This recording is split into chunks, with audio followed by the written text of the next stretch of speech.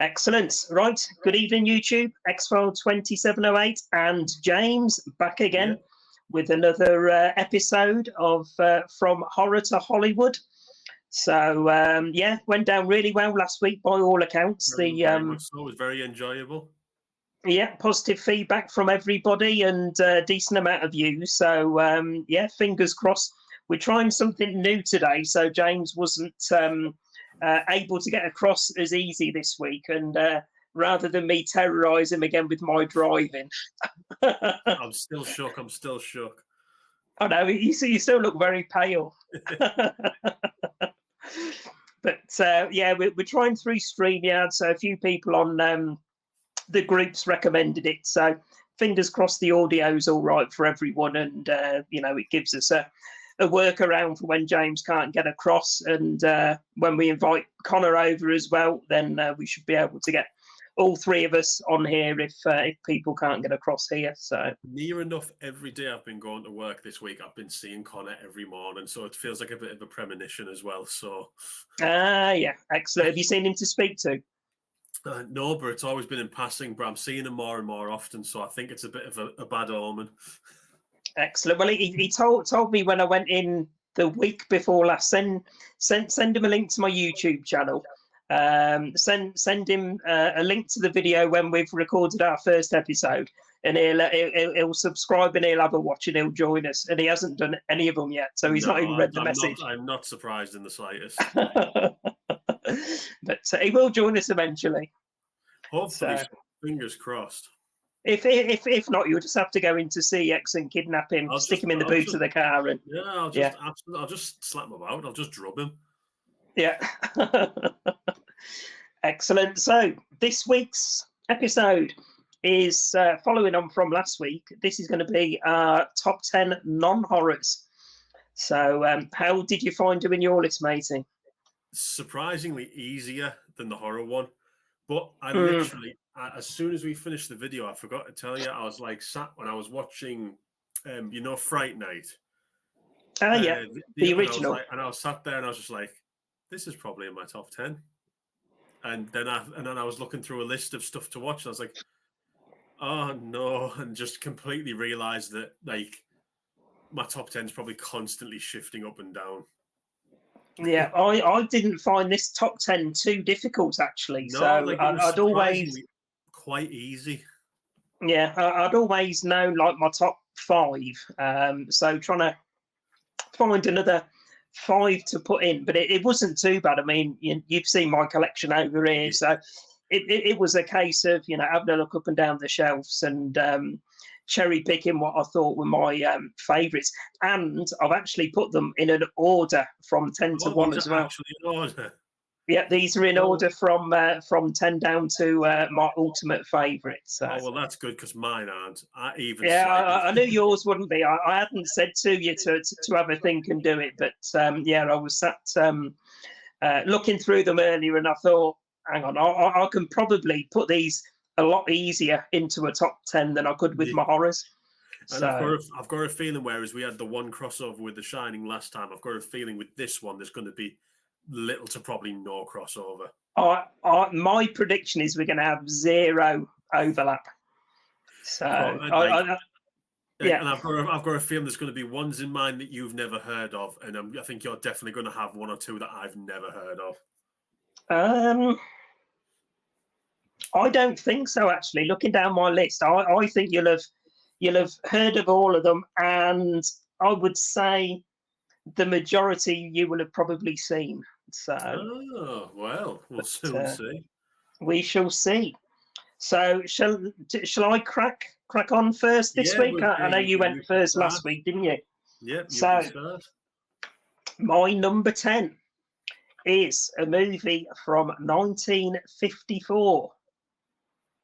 So we're going old first, yeah? Yeah. So any thoughts?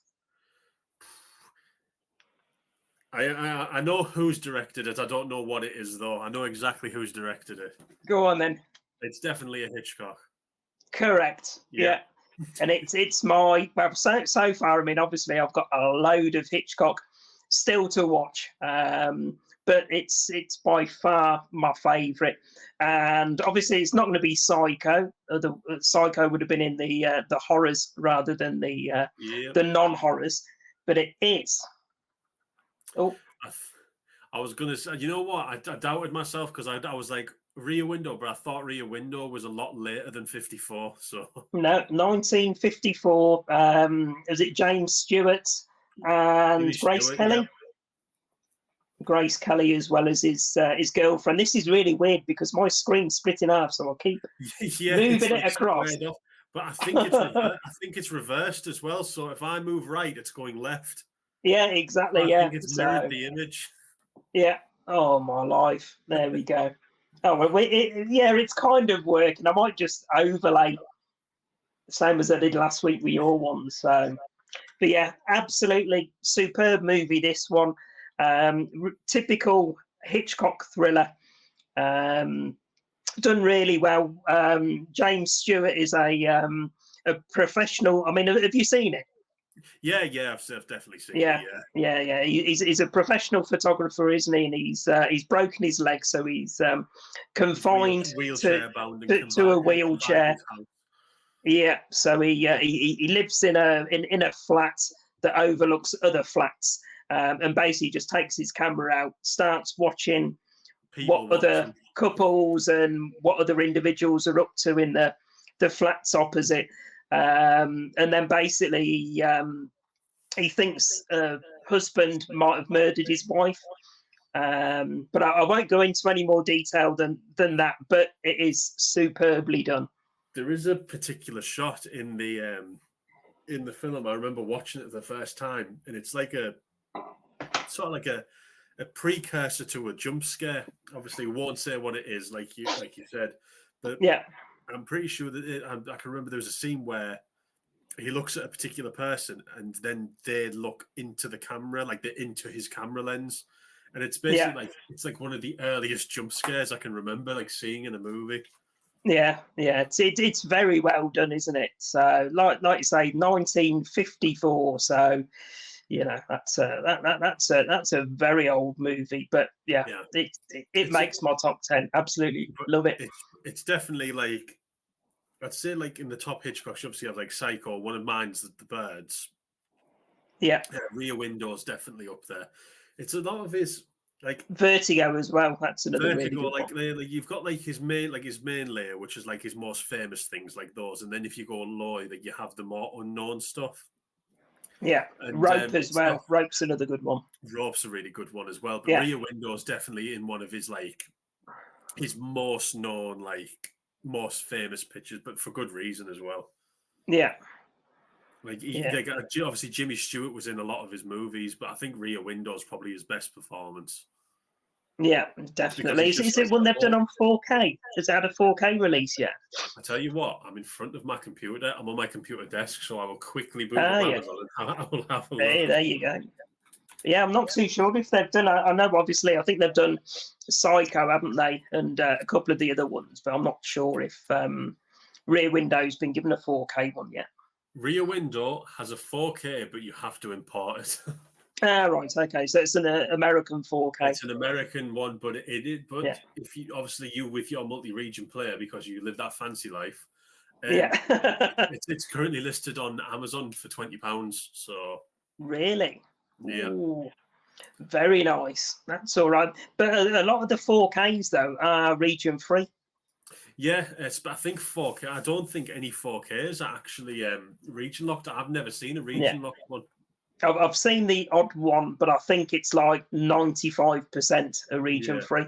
I've never, like, even back in the day when I used to import DVDs, I've never understood region locking as a thing. Just never understood it. Yeah, bizarre, isn't it? No idea why. It's just complete. I remember way back in the day. This is talking like 15 years ago when I first got a region-free DVD player and an eBay account and started importing a lot of like Something Weird video and Blue Underground releases and things like that. And what is going on here? 1 second. Oh no. Oh, there we go. That's all right. For some reason, my screen went dim on my phone. Oh, I've So, got mine turned like full brightness and turned like not to turn off. I don't. It'll just you know, completely just. I wouldn't have a clue how you do that on mine, so I might just have to keep reaching over and pressing it every 10 minutes so it doesn't That's go fine. off. The viewers will think you're coming at them. It's fine. Yeah, exactly. Jump scares. Yeah, like I used to import like Blue Underground releases and stuff like that, and I remember just even back then, just as a kid, thinking this is so pointless. Like, why? Yeah. Like, it's just makes no sense. And it was so easy to get around as well, wasn't it? I mean, you could get I mean, yeah, a region-free DVD player for like 30 quid from Argus. yeah, And and you could do a little remote control code, and it was the code, you multi-region. had to press a certain key, and then it's completely like defeated. Yeah, just made things awkward for the sake of it. I think so. I've Definitely did. no logic behind it whatsoever. But yes, Rear Window, amazing choice. So yeah, that's my number 10. What about yours, matey? My number 10, as I said, in no particular order. Yeah. And that's when my phone decides to lock. My number 10 is The Shawshank Redemption. Never seen it. You've never seen it? No. Honestly, No. you need to. It's such a good movie. It's one of those movies where you can watch it again and again and again, and it never gets dull. It's because obviously, I'll assume you know the whole. Do you know the plot or anything? No. No, absolutely nothing. Nothing. Right, well, I've heard of it. I've heard a lot of people speak positively about it and stuff like that, but I've never watched a trailer for it or anything, so I'm completely blind to it. Right. Well, let's cut this discussion down a little bit. Right. So without spoilers, it's just it is like it's such a really good movie. Like all the actors are just like perfectly cast. Obviously, you've got Morgan Freeman in his most I'd say his most famous role because it's where the whole Morgan Freeman narrating stuff sort of came from. Yeah. Like doing his monologues and stuff. It's one of those things where it's like a period piece as well. So it's like old style prisons. And it just the way that the sets are built, the costuming, it all feels very genuine. Andy Dufresne as a character, obviously, is just where he's wrongfully accused of this murder. Well, basically, what the plot is, Andy Dufresne is wrongfully accused of a murder, and he knows he's wrongfully accused, but there's nothing they can do. It's back I think it's set in like the 30s or 40s. Oh, right. Okay. There's nothing he can do. There's no evidence. Oh, it's someone's word against his. Yeah. So he has to go to prison, and he's given so long there. He lives his life there, and you just see basically how he lives his life in prison. But all the different characters he meets. Obviously, Morgan Freeman, who's there. But it's really well written, and you'd be surprised to know The Shawshank Redemption is actually a Stephen King book. Oh, right. Okay. And it's like The Green Mile is. So it's where King's took a little bit of a break from his normal horror, and he's done this drama. The same with The Green Mile, and it just shows that he can do different genres of writing, and it's honestly, stick it on your watch list or I'll be angry because it's really good.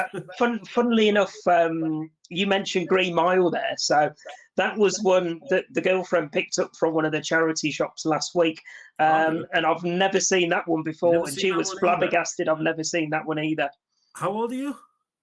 I know, but I mean, it's only recently that I've been getting into like action films and comedies again and stuff like that. So, up until recently, probably 95% of what I watched was horror for years. So there's so many films, like, Green Mile and stuff that I've heard nothing but good things about, but I've just never watched. So now I'm getting into the whole, action films and stuff like that again. Then those ones are on my radar to watch at some point. So you definitely you need to broaden your horizons. Yeah, well, that's kind of the way I'm looking at it now. So rather than watching horror constantly, I'm sort of splitting it. If you've seen my latest Watches episodes, there's actually a split there now, probably 50-50. If not a little bit more towards the action and thriller side. So that's good. So we've gone from horror to horror that's not horror, where it's classed as a thriller, and we'll inevitably Yeah, loose horror. inevitably we'll get into something where there's nothing scary happening. Baby steps, matey. Baby steps. But Oh no, dear. Shawshank's definitely up there. Like it's my number 10. Like it's one of those movies where you can just watch it, and it just never gets boring. Yeah. And Well, it's the whole- definitely on my list. I mean, I found exactly that last week when you mentioned The Fly in that first episode. And I said to you at the time, didn't I, that I haven't watched that film probably for about 20 years or plus. so. I watched it the next day and I absolutely loved it. So Yeah, I'm glad you yeah. enjoyed it. Yeah, I mean, it's things like this, it puts things onto my radar, and hopefully people that are watching as well, it might put these films on their radar to watch as well as recommendations. So. Well, I've decided I'm off work on Thursday. I think I said I was going to watch Duel, so there you go. Ah, good lad, excellent. So you've only watched it like twice, haven't you? I've only watched it twice, and I'm not joking. The last time I watched it, I must have been in college, which is about nearly 10 years ago. So yeah, brilliant. So how are you watching that then? Have you got it physical media or? No, I'm probably just going to stream it. I think that's going to be the easiest way to watch it. Right. Have you got it on streaming or are you Fire Stick? I just Fire Stick it. Yeah. That's all right. I was going to Easiest- say because easiest way to do it. likelihood of finding it on a legit streaming site are few and far between. I would never ever go, into an illegitimate website. I would never do anything like that. I followed the law by the book. I know, but I still want to pick up Duel 4K because I want to rewatch that TV cut. So Yeah, because didn't you say it was the first time it had been on any home media?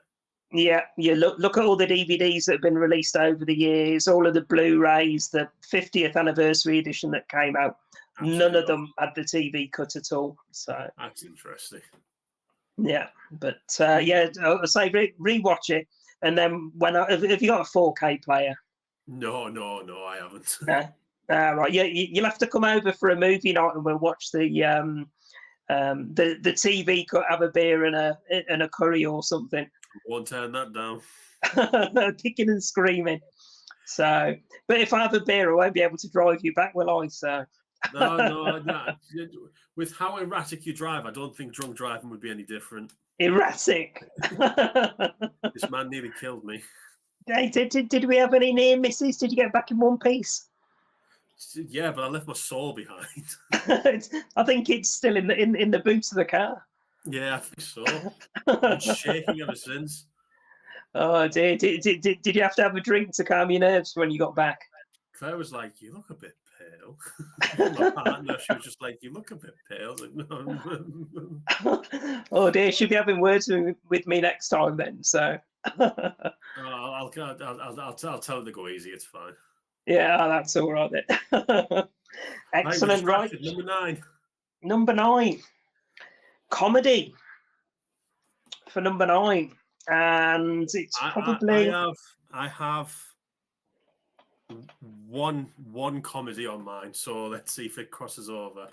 Right, okay. Well, I've got 2 comedies on my list. So one of my favourite comedy duos, this is. It's definitely not on mine. Stir Crazy, very good, very good. And I still can't get it in shot properly. There we go. One I can honestly say I've seen many clips of. I've seen loads of Gene Wilder stuff. I've seen loads. Have you never seen it? I've never seen Stir Crazy. Wow, I'll have to pass you the DVD across. So you can have a watch. Yeah, I've seen clips, but I've never actually seen the actual thing. Oh, it's funny as obviously Gene Wilder and Richard Pryor. Not too sure which order they did things in. They had See No Evil, Hear No Evil, didn't they, as well? And Another You was another one of theirs. But the chemistry and the humour between those two, absolutely superb. So I think it was 1980. This was.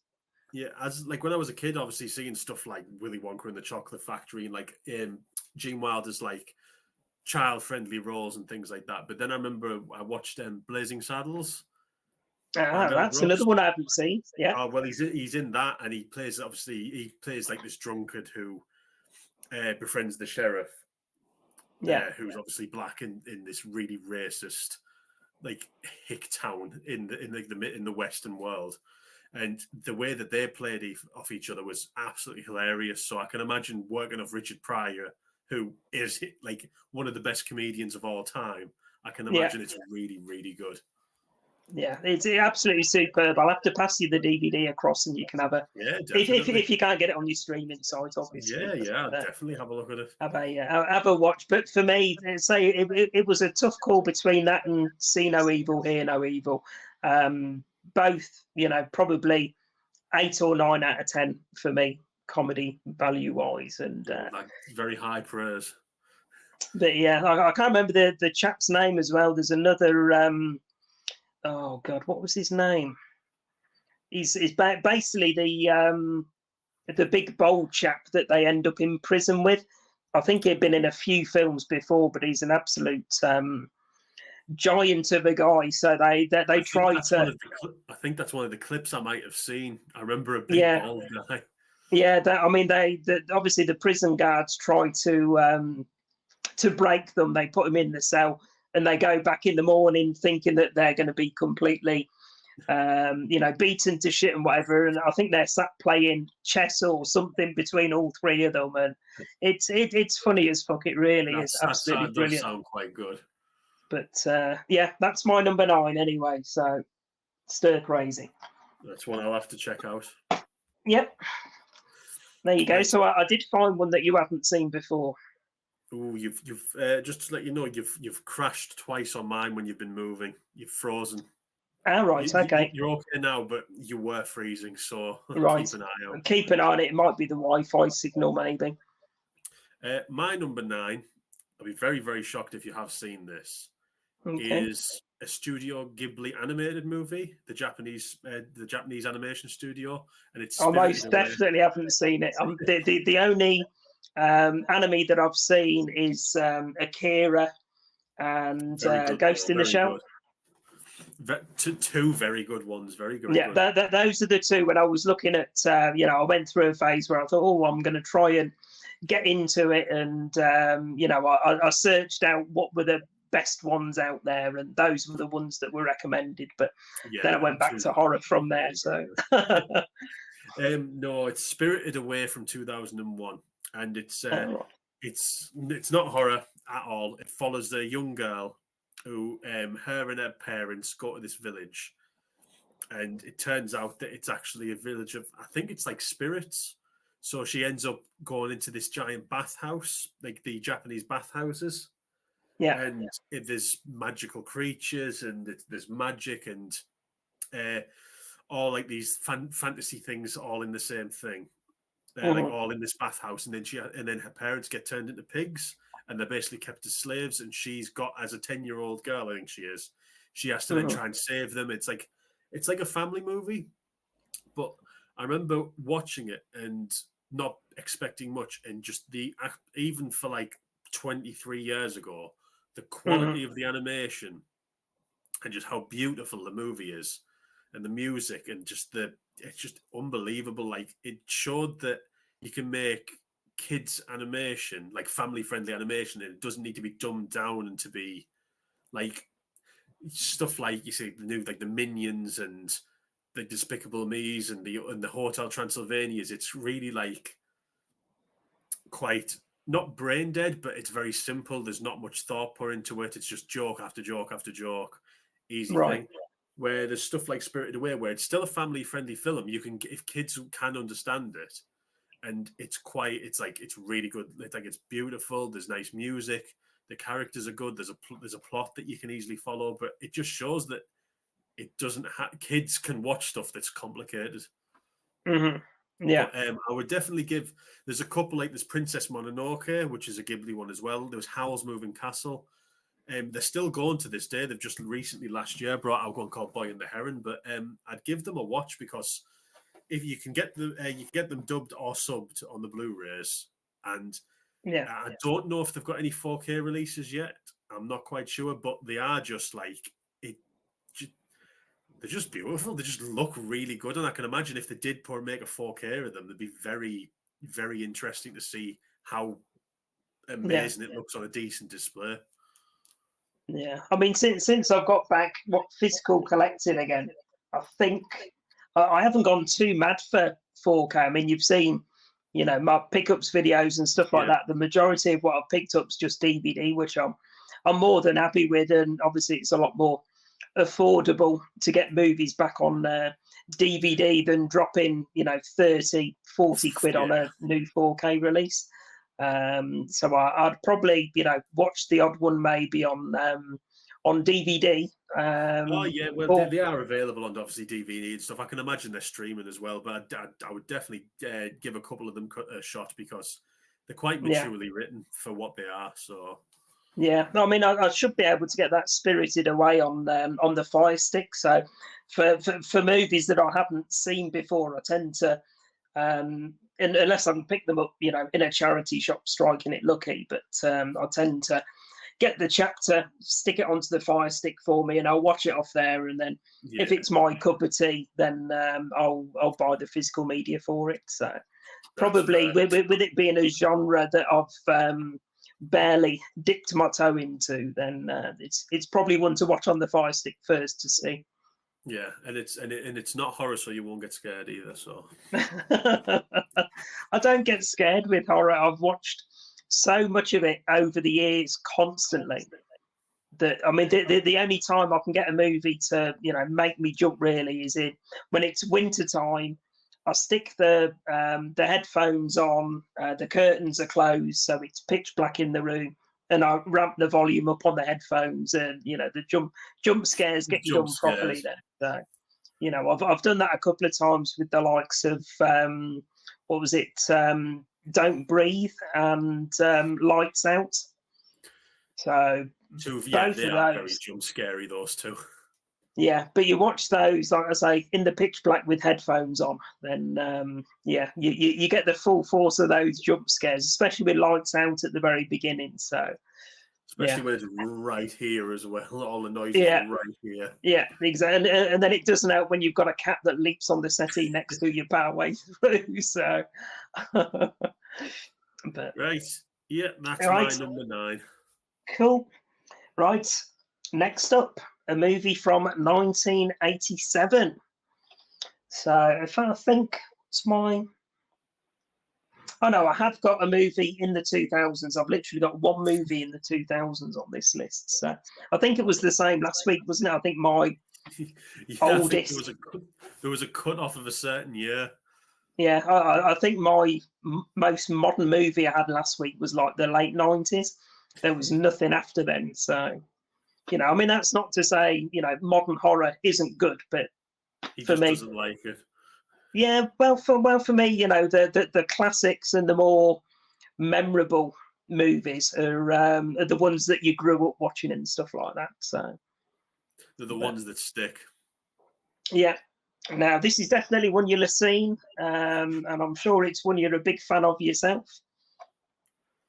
Very good. Yes, absolutely incredible. Stanley Kubrick's Full Metal Jacket from 1987. Not my favourite war movie, but very, very much up there. Yeah, I've got loosely another one on the list. So, I've got 2 war movies on mine. Right, okay. Well, that would be interesting to see if there's an overlap with one of those then. So, but 1987, and for me, it's a Stanley Kubrick masterpiece. I absolutely love it.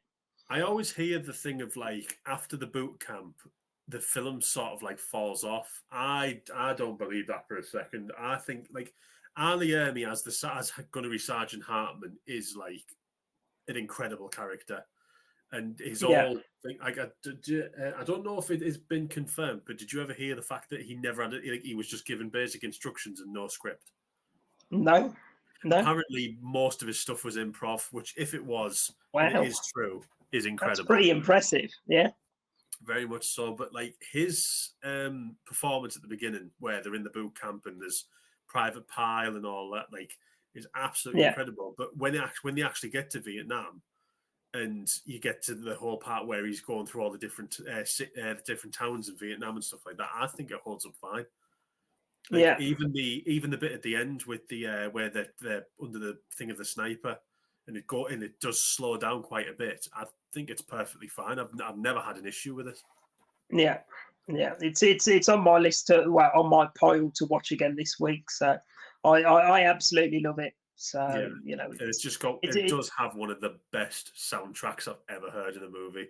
The whole yeah. like Creedence Clearwater, all that sort of stuff, all of the Surfing Bird and stuff. It's just Yeah. absolutely incredible. Yeah. Just And like one of the best good like old eras cool. for music. Yeah. Old Private Pile as well. Bless him.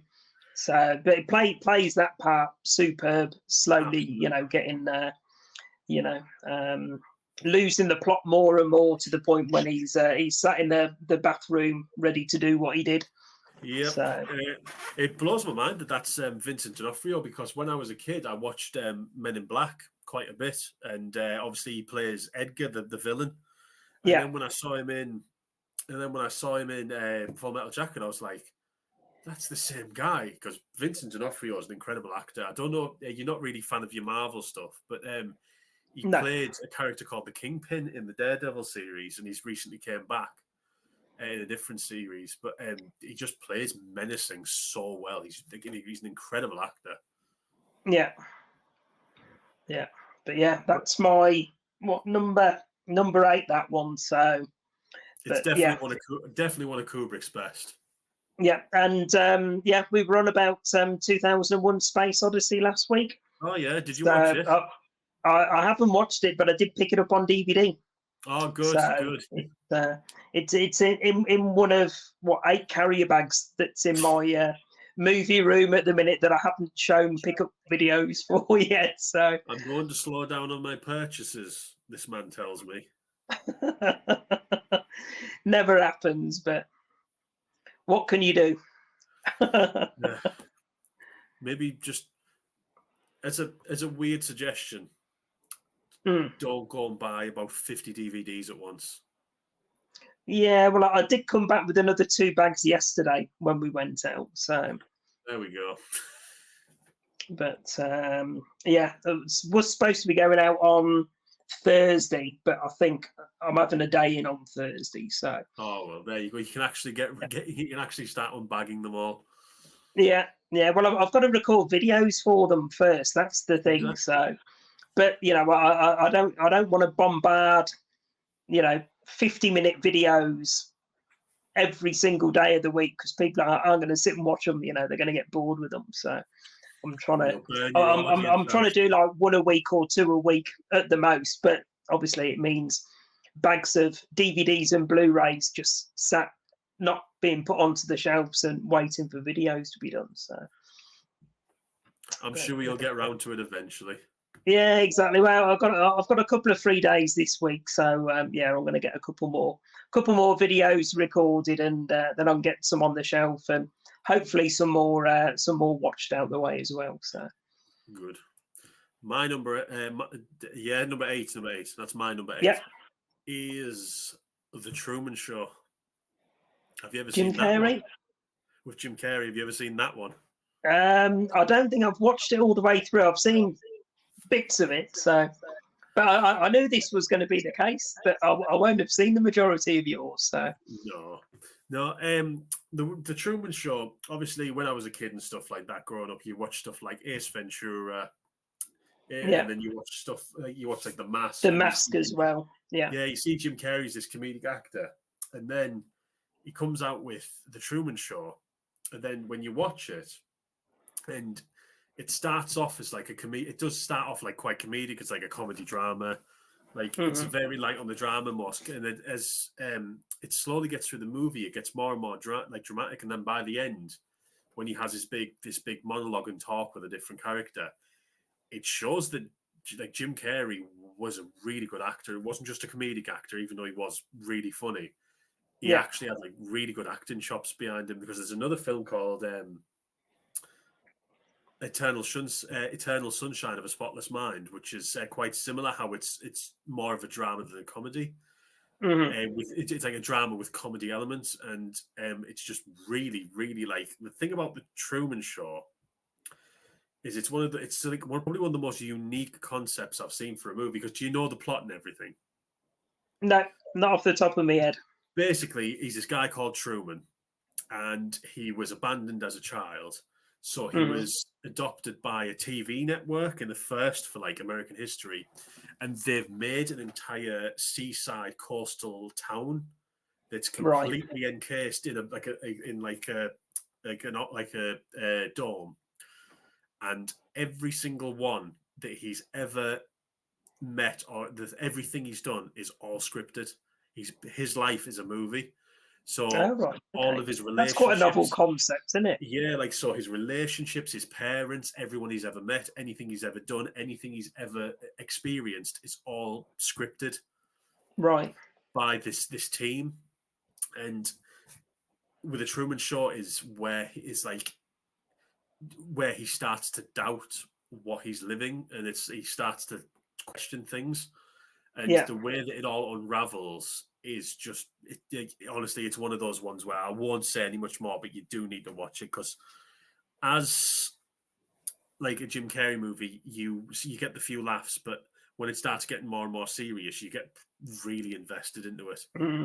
I think that's quite a weird concept, isn't it? Because like you say, you're so used to Jim Carrey, being the Joker and playing the fool and all that sort of thing from the likes, like you say, Mask and Ace Venturas and stuff like that, to see him in a bit more of a serious role is it is really interesting to see just how he can flip it on a coin. Like he does comedic things, but then he does part where he's being dramatic, but he's trying to put on a comedic face, so he's doing the two-layer thing, and it's amazing. But he obviously does it very well if it's actually made like your top 10 non-horror of all time, so must be up there. So it was that effective of a movie where people, I think it's created. It is called the Truman Syndrome, and it's a genuine mental thing with people where they genuinely think that they're in the Truman Show, like their own Truman Show,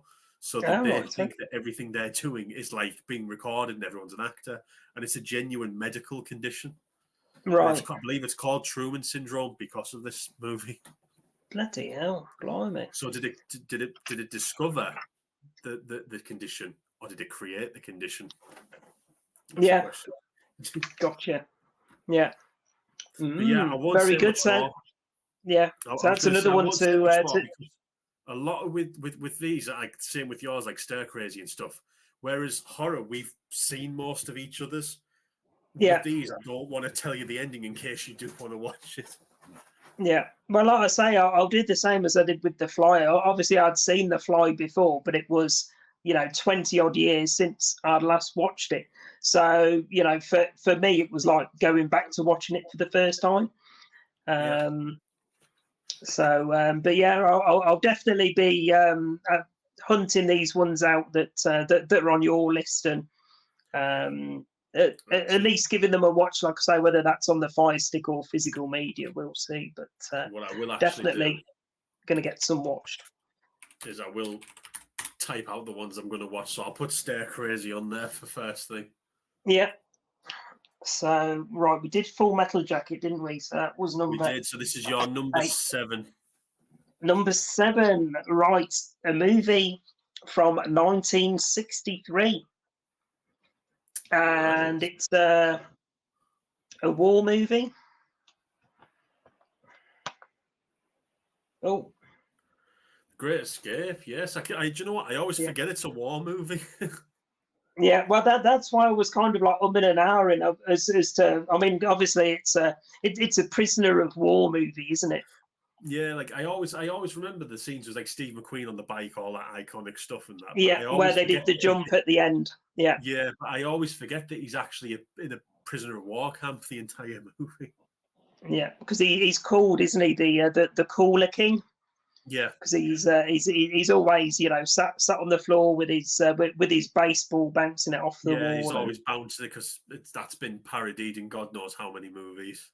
Yeah, obviously you got James Garner in it as well, and Richard Attenborough. Yeah, when he was very, very young. Well, yeah. younger. But yeah, this is the double disc edition that I've got here, and it's actually got some of the. I think it's got 3 documentaries on it as well. So I only recently picked this one back up again on physical media. So I'm going to have a watch of the documentaries as well and learn a bit more about it. Obviously, you know, I've seen the documentaries before where it's been on about, you know, the stunts that were in it and the bike jump and all of that sort of thing.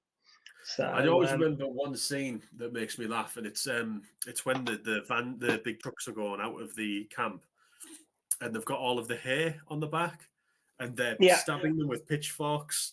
And I remember they all lift the pitchforks, and the guy comes on, he goes, "Wait, give me 2 seconds," and he climbs out. Yeah. And then like it just completely. I remember just made me laugh of how like nonchalant he is about getting like trying to escape and then just giving up. Yeah, well, it was between that one and another one of my favourites, which is, I mean, it's not on this list, but I was torn between the 2. Escape to Victory. Yes, that's the one with. Did it have Pele in it?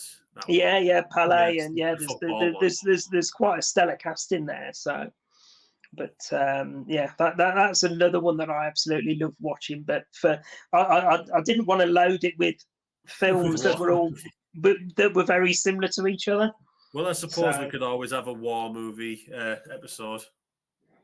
Yeah, potentially. Yeah, we said we were going to do like a genres one, didn't we? So yes. So I was going to ask you then about another one of my favourites that I've got up on the shelf up there. That's another war movie. But if we're going to do that as a video, I'll save save mentioning that one for later. Yeah, but yeah, that was my number 7. Right, my number 7 is the most modern movie.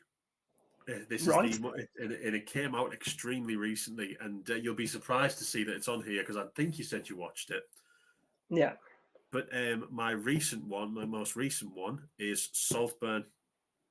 Ah, right, okay. Yes. Wow. Reason being is I watched it, and doing the worst thing you can do when you're watching a movie that you've been excited for, I paid half attention. Yeah. Then I watched it again. And I paid full attention this time, 100%. Mm-hmm. But the first time I just put like 20%, you know, sort of just background noise in it. So I watched it the second time, and I paid 100%, and I was like, "Oh my god, this is unbelievable!" So then I watched it again with my partner, my fiance, and I was just like, and then she was like, "That was really good," and I was like, "It is, isn't it? It's really good." But was she grossed out by the bathroom scene? Yeah. I don't think there's a person who wasn't. But and the graveyard scene as well. But watching it and just how it unfolds, like it starts out and you expect it to be this coming of age, like boring, like semi-comedic, dramatic drivel about kids rich kids in a rich school. But then as it starts unraveling and you see what's going on and the way it gets darker and darker, and obviously it gets to the point at the end where everything sort of just falls apart, and I was just sat there like I didn't see any of it coming, especially when even though I watched it once half paying attention, by the time I watched it again paying full attention, I was like I don't remember any of this happening, and it was just really like all of the reveals and all the things like that were just, I was just like, that's so cleverly done. And it's put the director, I can't remember her name at the moment, but it's put the director on my radar for like anything else she does. Mm-hmm. Because if she does anything in a similar vein to that, I thought it was really good. Yeah, I mean, I watched it obviously on the Fire Stick to start with when it first came out, because you know there was a lot of hoo-ha about it to start with. Wasn't there a lot of controversy and, you know, a lot of... Yeah, it's just, if something's slightly out of the ordinary, it's always the controversy and should this be allowed and all that nonsense. Yeah, but I'm ready to give it a second watch, but I want to do that on obviously with physical media. So it's had a physical media release already, hasn't it? So it has, yes. Yeah, so I'll just wait for that to drop into the offers 2 for 15 or whatever in HMV, and then I'll grab it then. So you know me, I'm a cheap ass with stuff like that. So I won't pay full price for new movies. I've got plenty here to keep me going. I'll wait 6 months, 12 months, or whatever till it drops I'm sure into you're in the no rush sales, to and then watch. I'll get it. Yeah, I'm sure you're in no rush to watch the bathroom scene again, so it's all good.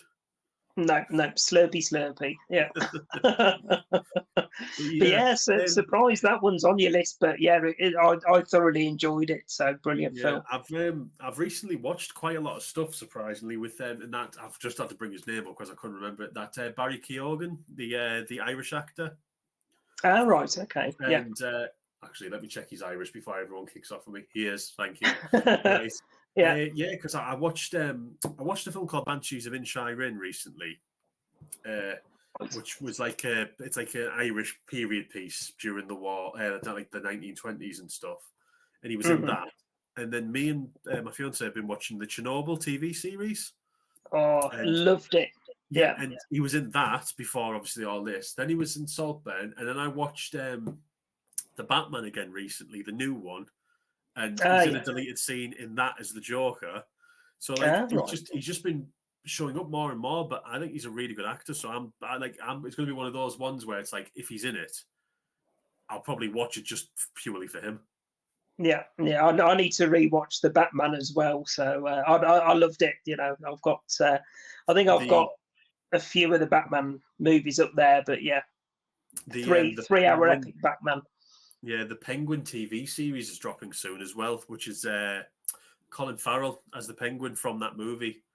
Oh, right, okay. So there's a TV series bit where he plays the Penguin again. So I'm looking forward to that.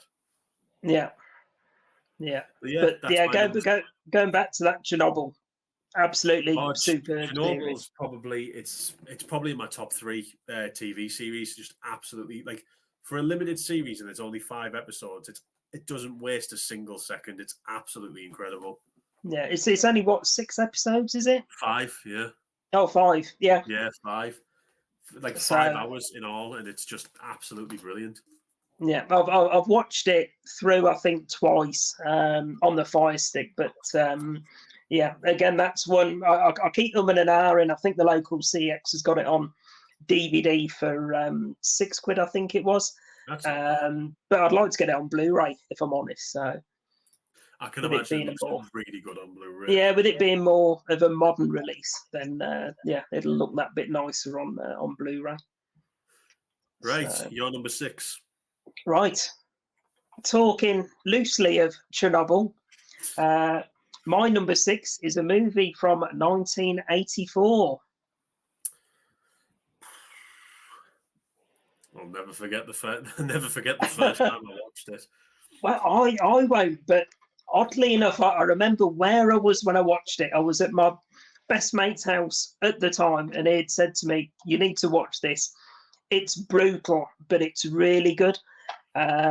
First time I watched it, I think my closing comment, very politically incorrect, was, "Well, that was a movie to sit and slash your wrist." 100% agree. Yeah. It was all doom and gloom, and I was so depressed after watching it and all of that. But like I say, it's up there now as one of the top 10 movies for me of all time. I absolutely love it, and to think as well, it was 1984. The way that they deal with the topic of the nuclear bomb going off. There's a couple of things. The explosion when it rips through the high streets of Sheffield, and you see Woolworths blowing up and all of that sort of thing. Well, that's the thing. It's obviously all these movies where you get all these disasters and stuff like that. You obviously there's one called The Day After, which is quite similar, but it's all in American. Right. You can't really understand it. You can't really put yourself in their shoes. But when you see places like Sheffield and you're seeing all the northern accents and things. Yeah, and obviously you had the big what do you call it? The factory. Yeah. Things that were iconic as you're going down the motorway. You always saw those as you were passing Sheffield and with you and me being Northern English, we you can put yourself in their shoes and go, Christ, that's how it would happen here where we live. Yeah, it would be a very obviously now 40 years later, but it would at the time it would have been a very similar like thing of like it's very gritty and realistic. They don't make any Hollywood style moves. It's all low budget, and it's just proper. There's not an ounce of happiness in that movie at all. Yeah, I mean it's depressing as fuck. Obviously, as a nuclear bomb dropping where you live would be. It doesn't pack any punches. But the way that it deals, with the bomb dropping and everything that it shows, and then like on a day by day or on a week by week basis, the decimation and the disease that it's causing and all of that sort of thing. It's absolutely amazing. And for mid-80s as well, they did it so well. I remember the scene where the bomb first hits and it just comes up with a screen and it just says like initial impact and it says like 28 million dead and you just stare at the screen like... Yeah. and then you're like, that's the start. It's only going to get worse. Yeah. I remember when I first watched it, like I would like the bomb hit and I paused it and there was still like an hour and 20 minutes to go and I was like, oh God, like how can you get another hour and 20 minutes out of this? But they do, and they do it so well. Like I say, it was that film that I watched for the first time, and I was like, my God, that's one of the most depressing films I've ever seen. And now however depraved and dark and scary it is to watch, it draws me in every single time. It's definitely one of the best like anti-war movies where it's just like war is hell, no one wins, it's just miserable, don't do it, this is what will happen. It won't be like Fallout where everyone's walking around, like it's not going to be like Mad Max, it's just going to be misery and death. And then by the credits you're like, yeah. Again, that one's on my list to rewatch this week, so massive fan of that one. And if I had to pick one that not everybody's seen off my list to recommended it, that's the one I'd recommend to people. I will say, I know you've only just bought that, but I will say if you can and you find it for cheap, there is a Threads remastered Blu-ray. Yes, I've seen it because it's got the traffic warden on the cover, hasn't it? The release that you've got, I think, is the old print, which was like quite low quality, but obviously it was all there was. Then they remastered it, and there's a documentary because I used to have it. I used to have it on Blu-ray, and the documentary and stuff on it. It's like the remaster's like as beautiful as a miserable war movie can be. It is like really good looking, and it looks brilliant. Yeah, but I only picked that one up probably about a week or so ago. I think I messaged you to say I'd managed to because I was strike like, it. Look, it was £3 for £1 in a charity shop, and I mean that DVD release. Obviously, it's out of print. I think it's like a tenner on CX, and the Blu-ray's around the £15 mark. But I picked that up because I wanted to rewatch it again, and I knew it was one that was going to go in my top 10 non-horrors. But it is definitely one I'll upgrade to Blu-ray very shortly. So especially as well, like you say, if it's got a decent set of extras on it as well. It really does. Because I think this is literally just the bare bones movie, this one. I don't think there's any extras on it at all. No, I think it was just so it had a home video release. Yeah. And it was done obviously by the BBC. Yeah, which is mad. So to think that was a TV movie at the time. Right. So to go from a horrifically depressing anti-war movie to go to a horrifically depressing anti-war movie. I thought you were going to go Mrs. Doubtfire then. We did that one last week, didn't we? I did. See, you remember. My next one is from a 1985 Russian movie. Oh, right, okay. It's called Come and See. And yes, I've got that on the shelf up there. Have you actually got it on the shelf? I have seen it, yeah. So there you go. So you've off your list that I have seen. So you've not seen Shawshank. Yeah. You've not seen The Truman Show, but you've seen Come and See. Yeah, one of the most hard hitting and depressing movies again ever made. It is. Can you spot the trend? I remember Criterion remastered it, and I saw the cover, and I was like, "What's this?"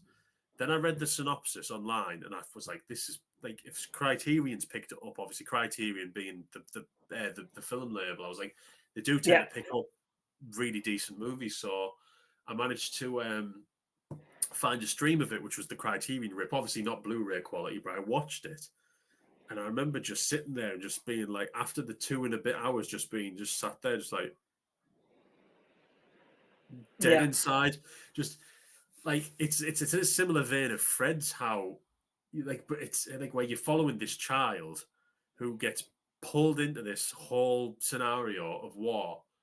Family gets killed, has to go and defend himself. Obviously, he's in the middle of the war. Everyone's thinking for themselves. And by the end of it, after everything has gone through, you just think, Jesus Christ, like it's absolute hell. And the whole thing Yeah. of how he ages during the movie, like obviously he starts getting wrinkles around his eyes, and by the end of the movie, he looks like an old man. His hair is like short and white. He's got crow's feet that go out to about here. Like Yeah. he's completely just dead inside, and you just think, like, when they make war movies where it's like big enough war to be all, actiony and stuff like that. Then you get these like this and Threads, and and I think I prefer a miserable anti-war movie to Yeah. a really To one that's like glorified. like balls to the wall action war movie. Just the Yeah. realism that they portray is just way more. You get way more Yeah. invested. Yeah. I watched that one years ago because I went through, just either on forums it was, or just Googling, like most depressing, hard hitting movies and all of that sort of thing. And that one, a lot of people said, was up there as those, that type of movie. So yeah, I've only seen it once, but again, that's another one that's out of print. That's expensive to get. That the girlfriend spotted it in a local charity shop, and I got it for like 50p. Yes, So, I remember you sending me the photo. I remember now. Yes, I remember. yeah, yeah. But yeah, so there So we go. Back to back depressing war movies. yeah, but absolutely superb as well. So again, that's probably one that a lot of people won't have heard of or won't have seen before. But But definitely yeah, check it out. it's a solid recommendation from both of us. So Just make sure that obviously you're in a good mood, because if you're in a bad mood and you go for that, you go to a worse mood. Whereas if you're in a good mood, you'll just go to a mood. So yeah. don't go into it with a negative, because then you get double negative. Yeah, exactly. So, but yeah, well worth a watch if you can, if people can track it down. So, Right, we're halfway there. right, halfway, and we're just approaching an hour, so it's not too bad actually. So, my next one is my most modern movie on the list. So it's a movie from 2007. So we're still nearly 20 years ago. Yeah, and it's a Quentin Tarantino movie.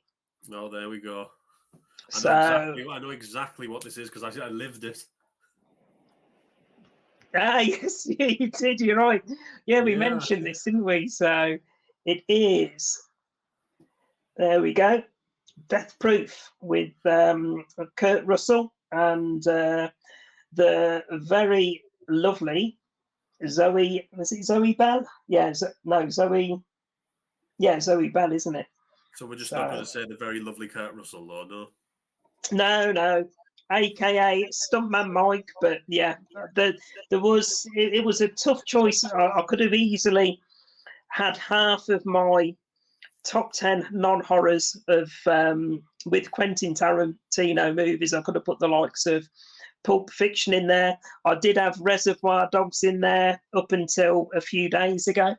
But I said to you, didn't I, that I chopped and changed and, took a couple out and put a couple of other ones in. But yeah, I thought, right, I'm going to have one Quentin Tarantino movie, and it had to be Death Proof. So see, this is where we differ, because I prefer Planet Terror. But yes, if you indulge me for 2 seconds, yeah, in my very limited collection I have left. Oh, Grindhouse. Yeah, I knew yeah, you it's were going one to show it's me one- that. Yeah, yeah, it's one that I won't part with because I just love it so much. All the fake trailers and everything they did for it. yeah. Because that. Absolutely But for incredible. people that don't know, basically, it was a release of both Planet Terror and Death Proof, and it was basically done like you were in the cinema. So you saw like the trailers beforehand, and it obviously had all of the the scratchiness of the old style movie, all of that sort of thing. It's the best way to watch both movies.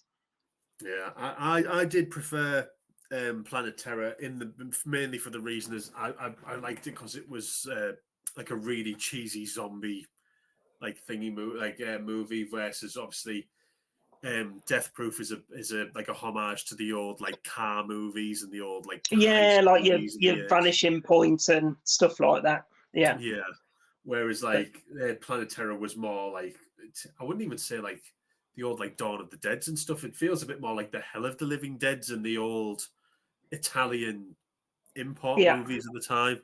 But I do like Death Proof though. It's like the car's just beautiful. Like the car that he drives with the roll cage and everything.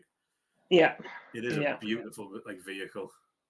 But I mean, all the characters in it are brilliant. So, like I say, old Zoe Bell's a guilty pleasure of mine. So, I do something about that hard ass Australia.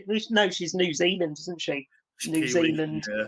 Yeah, and she's big into her cars, and obviously she's the one that gets strapped to the front of the Dodge. Is it a Challenger or a Charger? I always get the two cars mixed up. But yeah, she plays the game, doesn't she? Strapped to it. Let's have a look.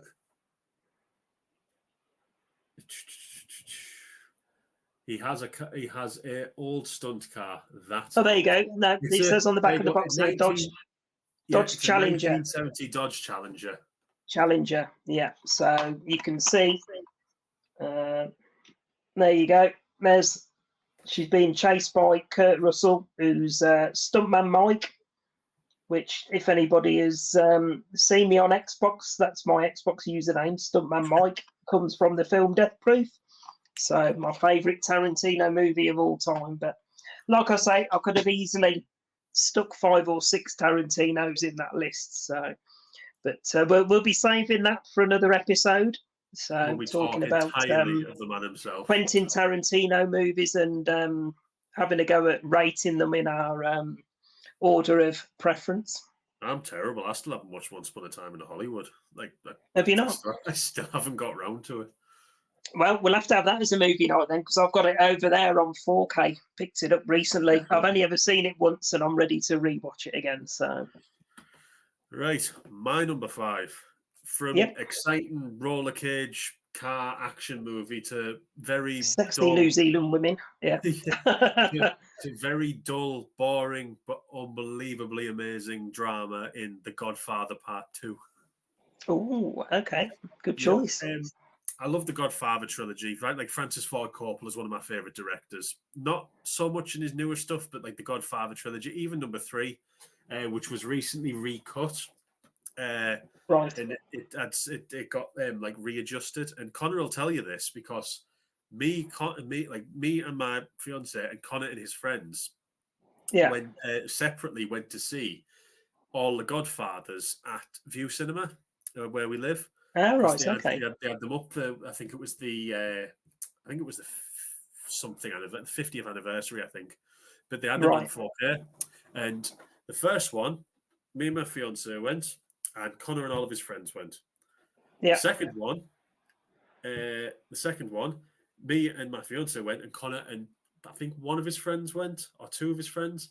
For the last one, because I didn't tell my fiance that The Godfather Part 2 was about 4 hours long, and she wasn't best pleased with me because she was like, "Is it long?" I was like, "Yeah, it's about a couple of hours." You say to me, well, you know the Batman, yeah. So she refused to come to the last one, so it was me and Connor, and I think one of his friends.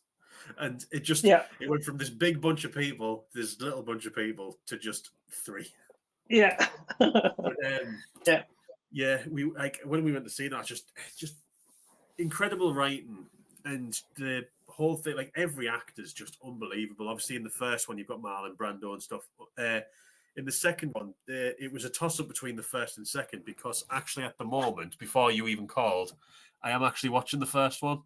Well, hey, excellent. So it was a bit of a toss-up between the first and the second one. But the Yeah. reason that the second one barely edged out was just because of the whole flashback with Robert De Niro playing Don Vito.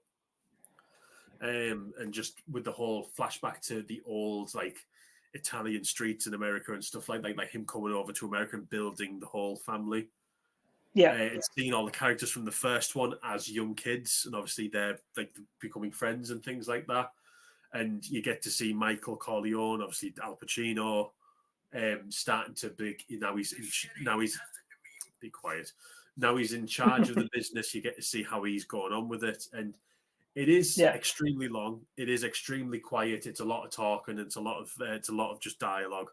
But my God, if it isn't like just one of the most enticing things you could ever watch, it's just brilliant. Yeah, I've got the first one up there, but again, it's in a carrier bag down there, which I haven't shown yet. I managed to pick the box set up last week. Oh, very nice. So, only on DVD, but it obviously gets me all 3 back in the collection again. Yeah. So I won't run over there again, but I do have the Godfather trilogy on Blu-ray. It's another one I won't get rid of. I should have grabbed these off the shelf.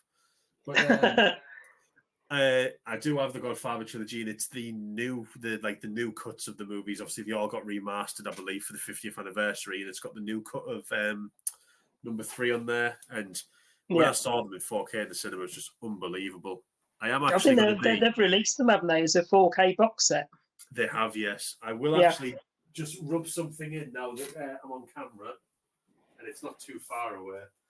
But from last week's thing, I will just show off my my Ghost Watch, my big Ghost Watch. Your 101 Films Black Label release. Yep, I will just show it off, because obviously nice. I was rubbing it in a little bit, so you get the Blu-ray, you get art cards, you get a big old book, and you get the script in its own book, wow. An actual script to the movie. Yeah, because that's quite a pricey one now, isn't it? Because I remember after I saw that, one of the local CXs had it in on the shelf behind the counter, and so I think it was up to nearly 40 quid. Yeah. I think that, I saw it quite recently, and it was about that. And that wasn't too expensive when it first came out, but you know how the whole collector's market works. As soon as it's like a little bit older. What was that on release then? Was that about 25 quid? Yeah, I think it was about 25 quid. Yeah. And it's only going to go up. But and now it's creeping towards double that. I don't get to brag about many physical copies of movies often, so I thought I'd get that in. Why not? Lovely set, really nice. But yeah, there we go. Godfather Part 2. I'll probably, once we've done this call, finish watching the first one. So I'll let you go on to your number 4. Yep, right. My number 4 is a movie from 1969.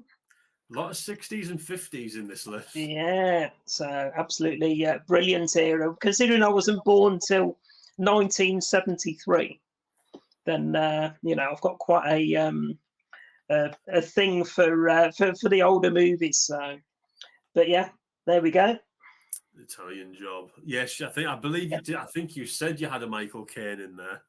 Yeah, exactly. So, Italian Job from 1969. Obviously, I thought it was going to be. What? I believe it's 71. I thought you was going to be Get Carter. Right. Okay. Yeah, that's another good one. Obviously, you got Get Carter and Alfie. That's another one. Yeah.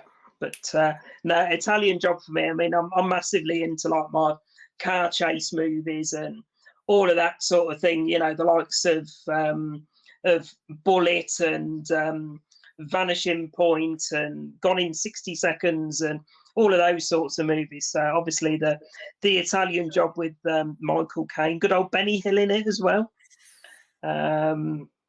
with the mini chase, and I've seen all the documentaries over the years, the making of it, and all of that Probably sort of thing. And one of the it's a comfort movie for me. I love it.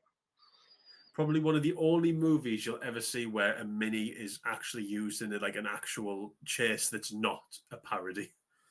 Yeah, Like it's yeah, just treated as a car, not as a joke of a car. yeah. But and what's his name? Mr. Bridger.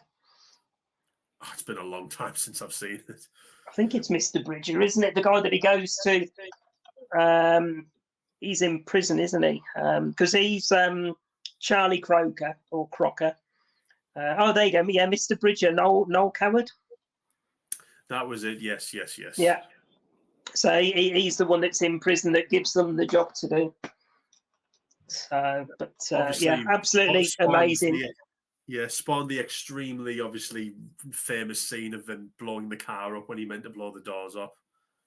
Yeah, Would yeah, and then you've got obviously the bit at the end where they're escaping on the coach with the minis in, and he's having to balance the bully and. It's never a thing. He does it. He says he's got an idea and then fades out. And yeah, exactly. So you never know how it ends. So, would you care to give us your best Michael Caine impression of him saying you're supposed to blow the bloody doors off? No.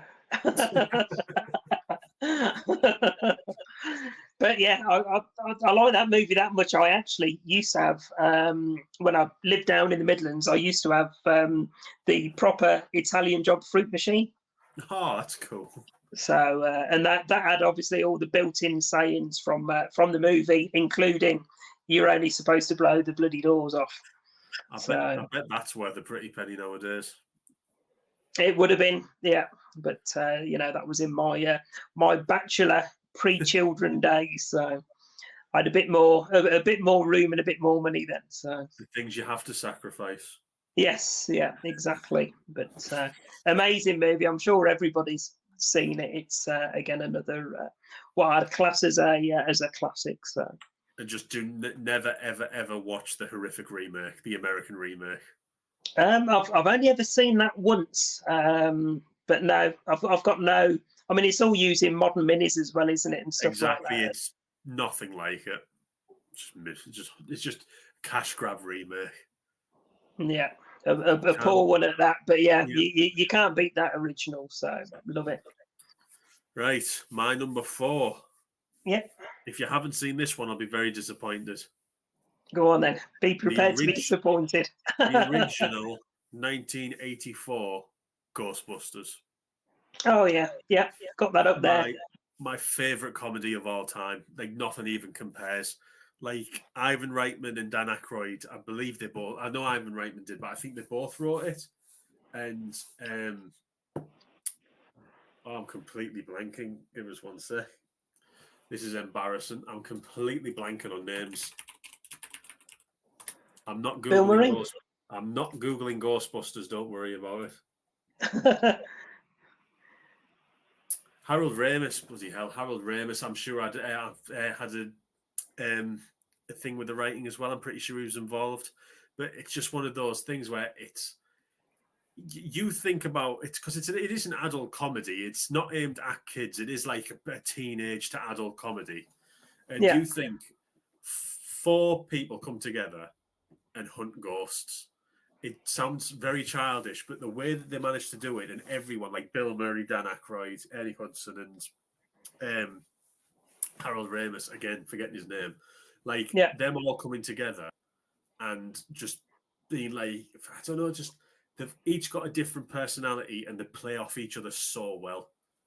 Like Bill Murray being the sarcastic dick, and then Dan Aykroyd being like the one who's 100% in it, all for like believes the ghosts and all that. Howard Ramis being like the knowledgeable one who's completely straight edge, doesn't joke about it, and then Ernie Hudson just being like the new guy who has no idea what he's getting into. Just absolute like, and obviously there's Ghostbusters 2, which was okay. Second one was all right. I didn't mind that one. It's okay. It's not too bad. But I've recently rewatched the 2 new ones. The one Afterlife and The Frozen Empire. Afterlife I really liked. I thought it was really good. I thought it was a really nice little like note to the fans, like all the references and stuff like that, all the fan service. Frozen Yeah. Empire was okay, but it just felt a bit cash grabby. That's the because newest one, Afterlife, isn't it? yeah, that's the newest one. It felt a bit Yeah. cash grabby because of how good Afterlife did. It felt like, oh, we must make a sequel. Yeah. But the original just can't be beat. The whole, like, all the effects, like Slimer, the library ghost, the two dogs, and Yeah. the end with Zool, and obviously the Stay Puft Marshmallow Man. Yeah. It's just, Iconic. it's just an unbelievably funny and entertaining movie. But I remember when I was a kid, I was watching, I think, CITV or CBBC or some sort of kids channel, and they had Ghostbusters on, and it went through, and I was, as I got older, I saw these lines of like the whole, like, yes, this man has no dick and stuff, and I was like, what? I don't remember this. Then I watched it on DVD when I was old enough, and I realized that the version I'd watched was cut to bits. Anything that Right. could be, because it was a kids channel, anything that Yeah. was slightly risque or slightly adult had been cut from the, Yeah. entirely from the movie. So when I watched it again, I was like, this is a completely different movie. This is hilarious. Yeah. Because what's the original? Is it a 12? I believe so, yeah. Yeah, I think it's a 12. Yeah, But I can't see it from here. But apparently TV had a different rating style because it was completely cut to bits. Like, we Yeah, talk about it video seems nasty. bizarre, doesn't it? Because you always think of Ghostbusters in that, family Yeah. movie sort of But, setting. like, you think Video Nasty's got cut to bits back in the day. What about Ghostbusters? Yeah, bizarre. But yeah, top comedy of all time. Just absolutely loved it. It's one of those, again, rewatch it again and again, never gets boring. Yeah. Well, I may or may not have what I think is a better comedy still to come. So We shall see. yeah, Right. So he says I'll be the judge of that. Yeah, you should be on your number 3, I believe. I am. And my number 3 is one I've actually got on 4K Steelbook. So it's one I've invested in. It's that much of a favourite of mine. I was going to say, there's only one Steelbook I've seen recently. Yeah. So Stanley Kubrick's Clockwork Orange from 1971. Incredible movie. Very, very So good. absolutely amazing movie. One of my all-time favourite Stanley Kubrick movies.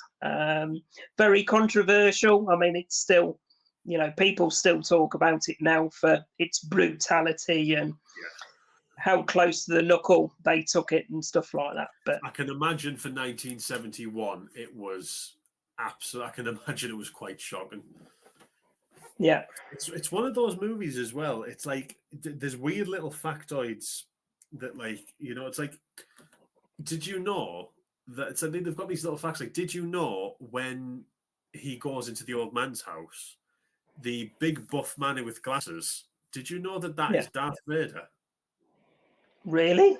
That is David Prowse, the man who didn't voice, because obviously that was James Earl Jones, but the man who physically played Darth Vader is the giant buff man with glasses in the old man's house. The Green Cross Code Man. Yeah, well, there you go. Even better. Yeah, another little factoid. But no, Clockwork Orange was really good, and I remember when I was in university, I went to film school and wasted my education. I went to film school, and we had we were supposed to recreate a scene from a movie using local actors and using our own budget and stuff like that. And I remember the scene, and I think I might have the footage somewhere on some drive. We recreated the opening scene where Alex and the Droogs find the old man. Yeah. When he's singing in the tunnel, and we recreated that, and it was absolutely horrific. Good old Alex Delage. We had broken lights. Like, we had to hire someone. We couldn't get actors, so we had to have some of the students doing it. It was just, it was a calamity. You're going to have to dig that out for us. I'm going to have to find it somewhere, but it was an absolute travesty. Yeah, but, we'll put a clip of that in a future episode. But but because of that, we had to watch Clockwork Orange a lot, and every time I was watching it, you discovered something new, and it was really like just you could watch it 3 times in a row, and it never got Yeah. boring. It never got dull. The whole Yeah. part at the end with the obvious when he's Mhm. getting his eyes pried open and stuff like that. Yeah. It's genuinely horrific. Like the It whole is. Yeah. It creeps you out, doesn't it? Something chronic. it's not graphic, but it is because he explains he's given that drug to where he can't look away, and I don't know what he's given, but it makes him hate whatever he's seeing. So you can Yeah. imagine it's not graphically like violent, but No. it's like it's torture in a different way that makes it horrific. Yeah. I mean, it's graphic to the point that he's having his eyeballs, his Yeah, eyelids prized open. and having to drop them every couple of seconds. Yeah. But So, it's even the thing like it's just there's a thing about Kubrick, like where there's design choices where they obviously make sense in the movie because you don't question them, but you kind of do. Like the fact that I don't know if it's just because it's set in the 70s, but the house that his parents live in, it's all the jazzy colours, and the fact his mum has bright dyed hair, and yeah. it's very bizarre. But Well, those are all obviously choices from Kubrick, don't you? So yeah, and it's yeah. to have been in that man's head would have been very interesting. Yeah, there's always an explanation to the way that he's done things, and like you say, the color choices that he makes, and things in the background, and all that sort of stuff. So, yeah. absolutely amazing guy. One of my favorite things about the movie is it's a completely non-movie thing, but it's the fact that Alex's dad is played by Mr. Grady from The Shining, and watching him go from being a old psychopathic racist waiter in The Shining to being Yeah. the Yorkshire dad in the Clockwork Orange, Yeah. and vice versa. Seeing him go from the Yorkshire dad to that is very interesting. Yeah, definitely. But yeah, incredible movie. Definitely one of Kubrick's best. Not as good as The Shining, but very good. No, I'd say that's my second favourite, with The Shining obviously being first place for me. Well, my number 3 is another quite modern one, and it took me by surprise because I didn't expect it to be any good. I don't know if you'll have watched this one, but it won a lot of awards, and I'm very glad it did. But it's Everything Everywhere All at Once. Never even heard of it. Very interesting. It concerns an older Asian woman. She lives with her family. She's got a very fractured relationship with her daughter. And she works with her husband at this laundrette. They own just a laundrette, just boring life. You think it's going to be just this boring melodrama about an Asian family just getting on with life.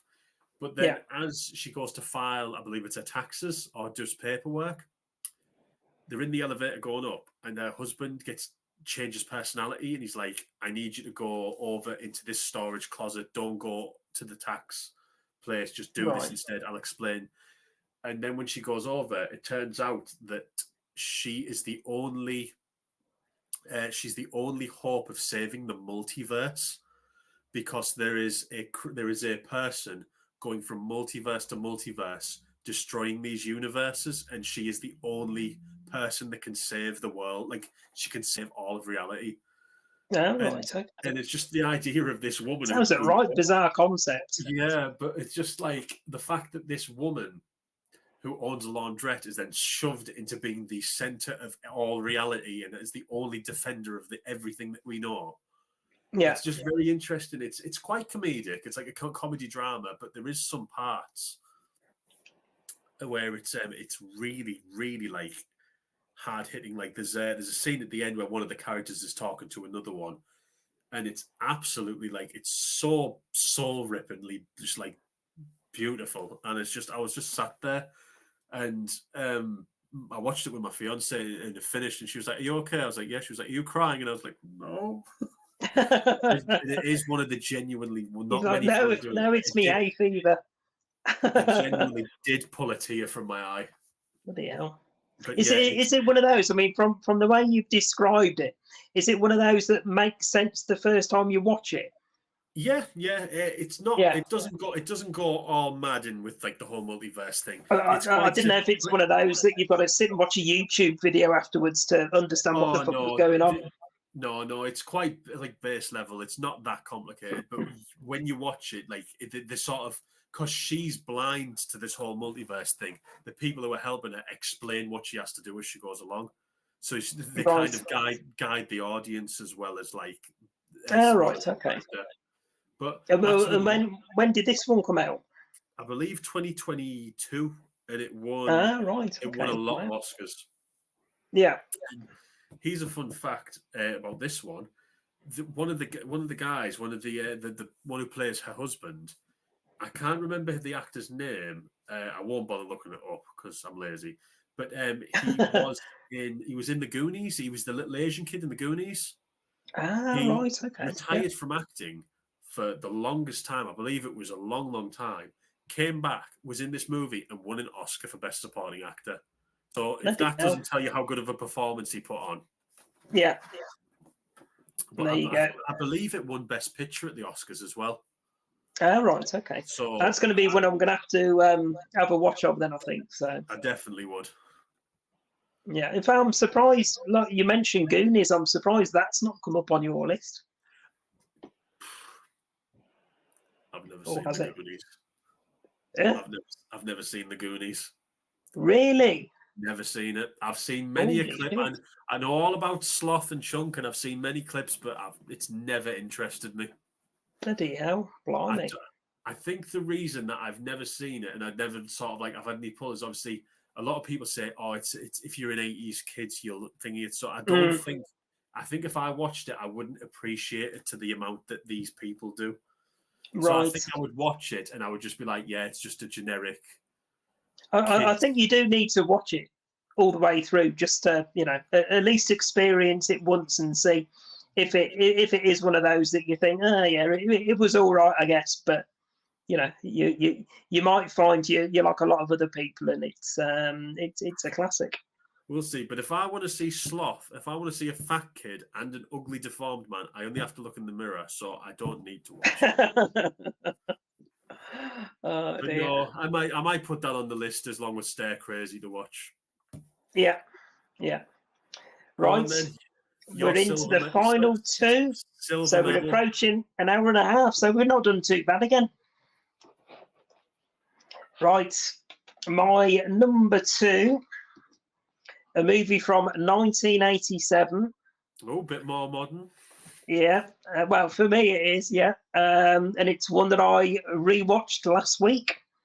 So did you watch yet my latest movie watches? I have not. I haven't got around. There you go. So, yeah, you won't be able to guess then what it is, but it is RoboCop. Very, very good choice. Yeah. So I rewatched this one again last week. Obviously, Peter Weller and Nancy Allen. So I'd say it's probably up there with like the best action movies of all time. Yeah, I was just about to say for me, it is the best action movie of all time. It's my favorite. Like it's just I love the version of Detroit that's in it because it's just such a lawless wasteland where there's no police or the police are corrupt. There's no. It's just like I don't know. It's the same as if you've ever seen Predator 2. Like the whole when they walk into the police depot and it's just. There's about 50 people getting arrested and they're all wrestling with the officers. The whole thing of like that sort of just lawless wasteland, it's just so enjoyable to watch. Yeah. But that one there, that's the Region 1 Criterion. Yeah. And I've owned. I was just going to say, it's never been put onto Criterion Blu-ray because I think they lost the rights, which is why but obviously Arrow picked it up and everything, so... Yeah, so it's all uncut anyway on Arrow now, isn't it? But that Region 1 Criterion was the only way at the time to watch it fully uncut. So you obviously had the the boardroom scene with hey, there he is. There he is. There's my Yeah, oh, this bloody camera. There he is. I know There's the it's really difficult to get used to, isn't it? that is terrible. How am I missing him? There he There is. you go. The little Awesome. NECA version of him. And there's Alex Murphy one coming out, isn't there, as well? There is. He's on my wish list. I want to put him alongside this bad boy. He's even Yeah. got, if I can remember how to do it properly, he's even got. Oh, has he got the little holster that comes out the side? Leg. Yeah. Awesome. There we go. I think I've just broke him. Oh God. Oh, there we go. As you were saying. Yeah. But yeah, the Region 1 Criterion was the only way to watch it uncut at the time. So it's got the full uncut boardroom scene with Ed 209. And obviously the scene at the start where Murphy goes to Murphy gets apprehend the bad guys, and they've got the shotgun and they're doing the old do, and then they blow his hand off, and then they blow his arm off, and then they put about another 30 bullets in him, and you see every single shot. Yeah, but absolutely brutal to fuck that movie. But yeah, I absolutely love it. It's one I watch, a couple of times a year at least. And yeah, so same as you, probably my favourite action movie of all time. It's definitely up there with the action ones. Someone actually came up with an idea recently, and I was all for it. And what they should do is, like, someone said if they want to bring them back, because obviously they're doing this whole retro thing where they're bringing every series back. Obviously, the remake of RoboCop, I don't know if you've seen it. It was awful. No. It was dreadful. Don't bother wasting your time. Because they basically turned him into like a Power Ranger. Like, it's just so stupid. Yeah, right. But someone said they should have where they've made these new versions of RoboCop. They've deployed them into like Detroit and stuff like that. They're doing awful. People are just they're like, right, why can't we recreate what we did originally? And someone said they should go. And in the basement of like the police department or the corporation, he's there, turned off. They reactivate him and send him back into the streets. Yeah. And he's in the old costume, and he goes around doing the same old stuff, and he goes around and single-handedly takes out these crime organizations what the new stuff can't do. I would watch that. I would genuinely watch that. Yeah. Definitely. And it's got the old guy as well. We mentioned it in last week's episode, didn't we, from Halloween 3? Yes, and I remembered his bloody name from the movie as soon as we finished the video. The villain in Halloween 3 is called Colonel Cochrane. And I remembered that the second you stopped recording. Yeah, sod's law. But yeah, he's in RoboCop as well, isn't he? As the president the CEO, or whatever. CEO of the company, isn't he? Yeah. So, but yeah, absolutely amazing movie, and I never get tired of watching it. So there's also been a recent video game of it as well, and I'm waiting for it to a little bit cheaper, yes, and I do want to buy it. Yeah, but I was looking at it, but from what I'm led to believe, it's only on the One X. Yes, it's next gen only, so it's on the it's on the Series consoles like Xbox Series X and S, and on the PlayStation 5. I apologize for the camera. My cat's on the floor. His claws into my foot.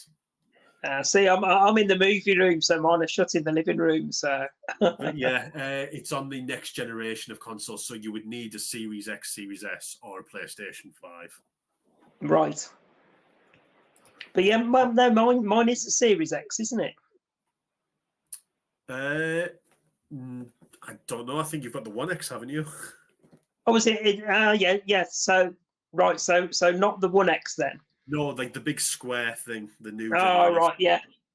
No, definitely not. But yeah, I mean, I take it it's obviously because of the processing power that's needed to, basically, everything create the environments and all that sort of thing. Yeah, you're gonna have to move on with the times.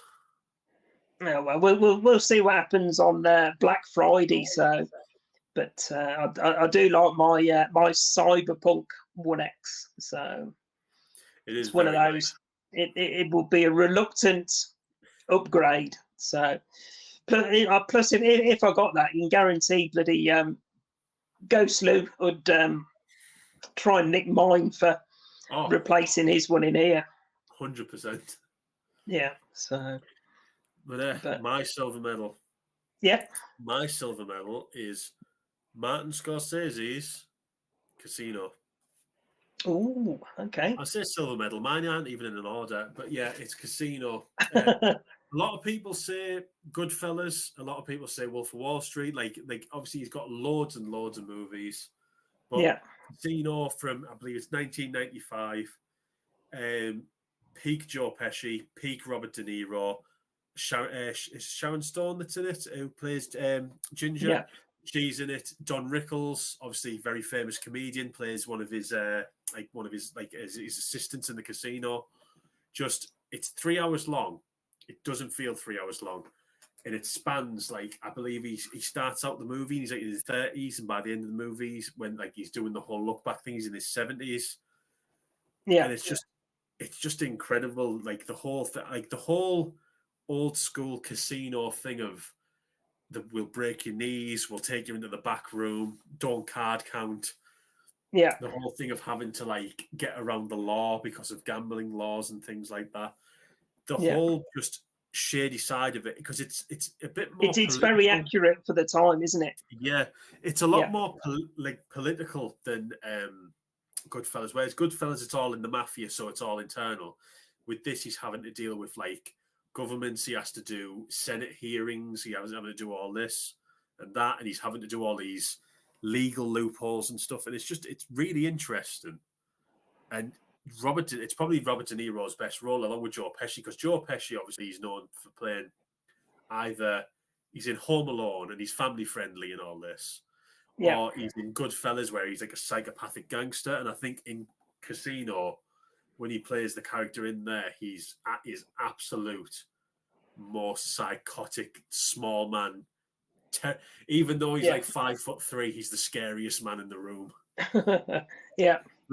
The writing of it's just brilliant. It's one of those things where it's a long movie and you do have to dedicate a lot of time to it, but every single time you watch it, it's just so worth it. And it is brutal as well. There is a scene at the end where one of the characters basically gets their comeuppance, and it's absolutely brutal. They don't shy away from it at all. Yeah, I've got it on the shelf there, I think as part of a box set, a gangster box set. I would definitely, if you ever have an afternoon free, it's one of those ones I'd definitely watch it. It's probably the best. It's not like a gangster / mob movie, but it's probably the best, where there's shady stuff going behind a business. Yeah, where there's definitely ties to the mob through the casino type thing. Yeah, and you mentioned Wolf of Wall Street there as well. I saw that for the first time a few months ago. Well, I can't believe I've waited so long to watch it. It was one that Ghost Lou watched, and he said, "Oh, you've got to watch it." And I'm like, "Yeah, but it's Leonardo DiCaprio. I'm not a fan of his and all that sort of thing." But wow, what an absolutely amazing film! Loved it. It is really, really good. It's one of those things. It's because it's a bit similar to Casino, because Casino follows Robert De Niro as this guy Ace Rothstein, and you follow him throughout the entire thing. And it's like a long character study, which is the same for, I think it's Jordan Belfort in Wolf of Wall Street, and it's just seeing him start from knowing nothing about stocks all the way up until being obviously what ended up happening with him. And it's just, I think Scorsese does really good movies when they follow one character. And everything happens around them. But I've actually been meaning to watch Shutter Island again recently, because I remember Superb film.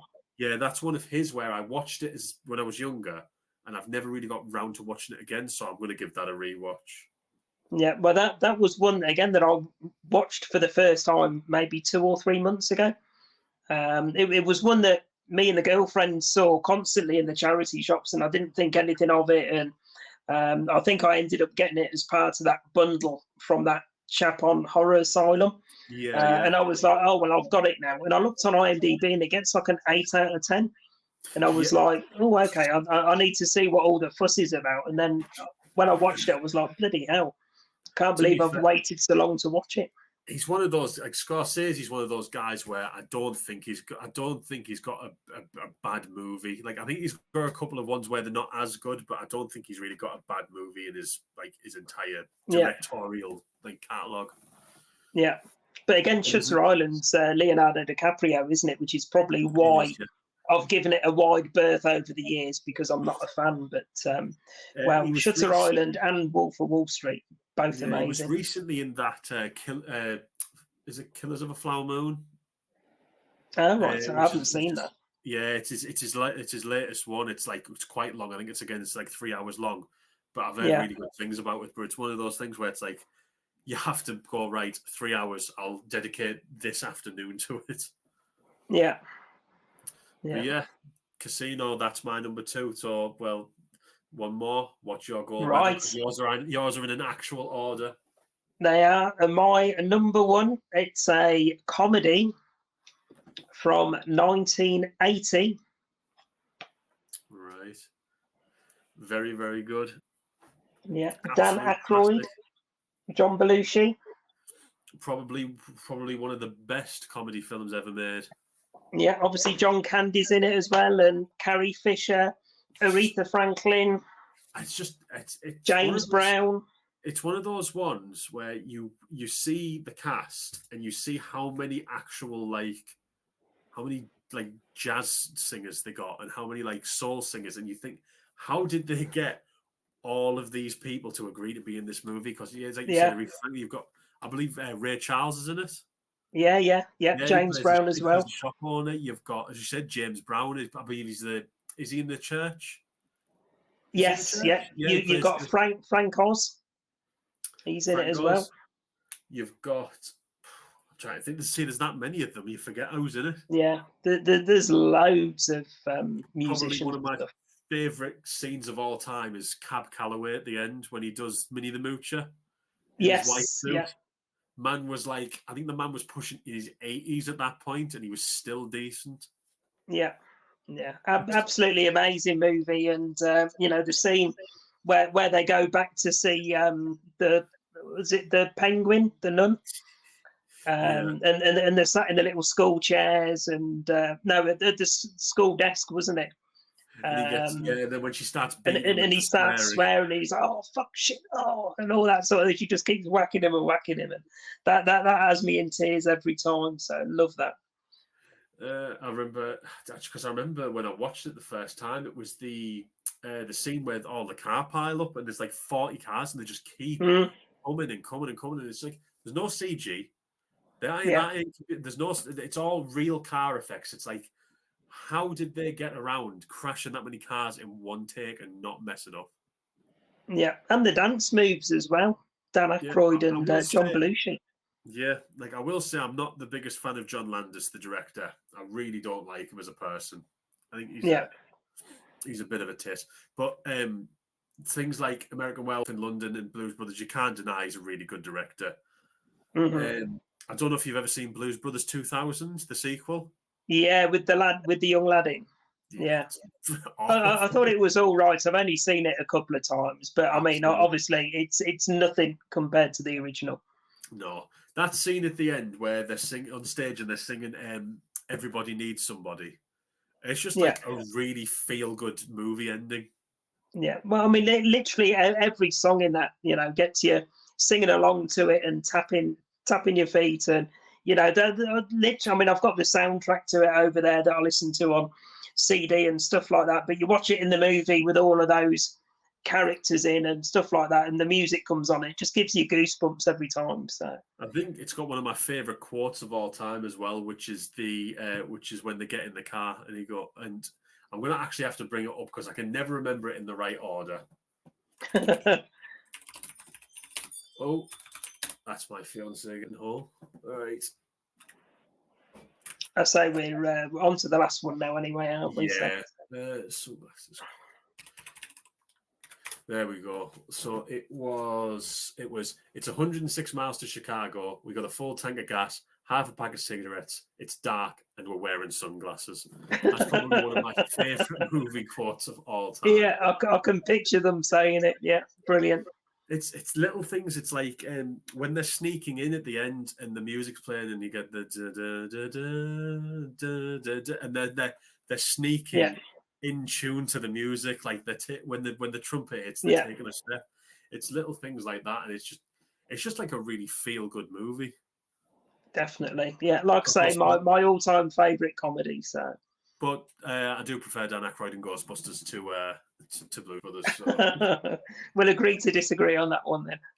yeah, right. So my top Your one. number one? My number one, obviously, no particular order, but it's Yeah, the other war. It's the other war movie. It might be my number one. I'd probably have to give them all a watch and give them a big one. But it's the war movie. There's nothing better. It's Apocalypse Now. Don't know if you've ever seen it. I've got it on the shelf up there. It was recommended to me years ago, and I've never seen it still. There's multiple cuts. There's the theatrical Yeah, cut. There's the redux, and there's the final cut. Bugger everything that came out after the theatrical cut. Watch the theatrical cut and nothing else. The right. others don't add anything; they just take away from it. So we've got you've watched the. I'm on camera. She's trying to be sly. So you've got Apocalypse Now. The theatrical cut is the only cut, and the reason being is they added stuff into the other cuts, the redux and the final cut, that sort of slow the movie down. Because when you're watching the theatrical cut, you get your premise, they tell you what's going on, Mhm. and then they go on to the mission. Obviously, they're given a mission in Vietnam. It then starts going on, and it's a bit like I've seen it referred to as like Alice in Wonderland, and I do agree. Right. It's like they start out with doing these normal things, and everything just gets more and more and more insane. And by the end, it's like absolute insanity. Like it's everyone's just losing their minds, and it's just turned to this. It just goes insane. Like Yeah. you've got to think they're in a war. They have losses along the way. Like obviously, some people die. They're completely blind. They've been given really vague instructions on what to do. They're going through this war zone. They're meeting up with other people, other soldiers who have no idea what's going on. Yeah. And it's just like Michael Sheen, who plays the main character, absolutely unbelievable. It's probably a toss-up between, because there's Colonel Kurtz and then there's Don Vito as Marlon Brando's best role. There's a documentary. If you ever do watch it, you need to watch Hearts of Darkness, which is the accompanying documentary to because it's what I believe it's what Francis Ford Coppola's wife filmed alongside when they were filming Apocalypse Now. Mm-hmm. Well, she filmed Francis when he was at because he basically he slept with a gun under his bed, under his pillow. Yeah, right. Okay. Every day he threatened to use it. Yeah. Like because he was going that insane. Like Marlon Brando sabotaged the production so much. It is an actual insanity that the movie got made. Yeah. There's actually a work print of Apocalypse Now available online where it's like the rough, there's no tidying up or anything done, and it's 5 hours long. Jesus. Yeah, hell. and he says a quote. They had like 70,000 miles of film, and they had no idea what to do with it.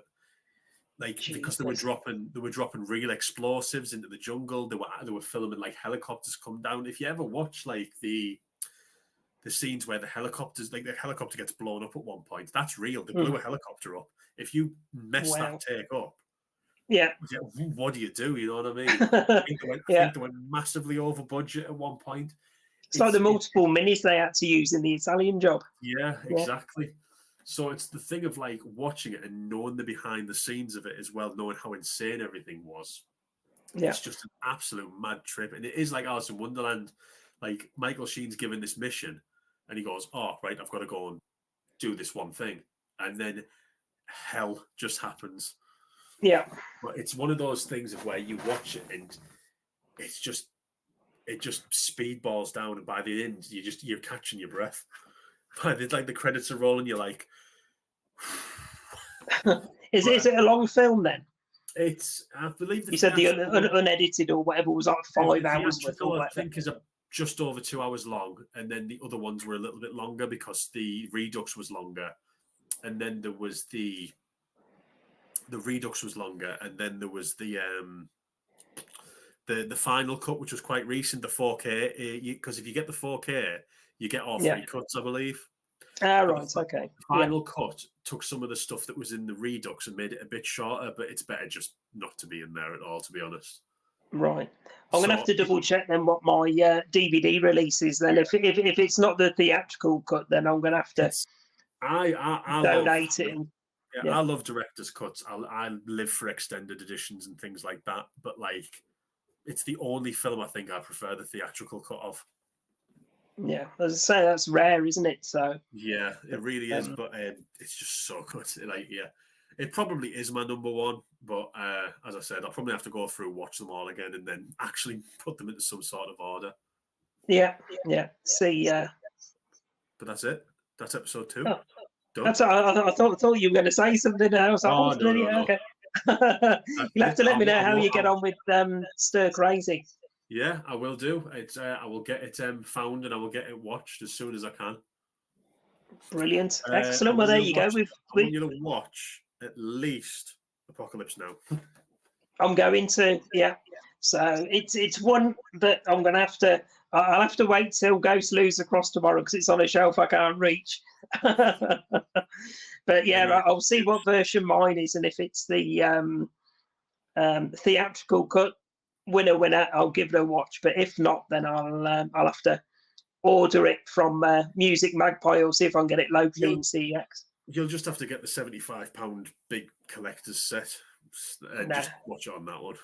No, I'm good. Have we got any idea what the next episode's going to be? Because I know potentially. I was just thinking that. I mean, we haven't actually spoken about that yet, have we? Obviously, we've done our top 10s. I don't know. I mean, you can probably remember some of the different ones that we went through. Barely. Yeah, there was. There was world cinema, there was soundtracks, there was horror villains, UK movies, movies from particular decades.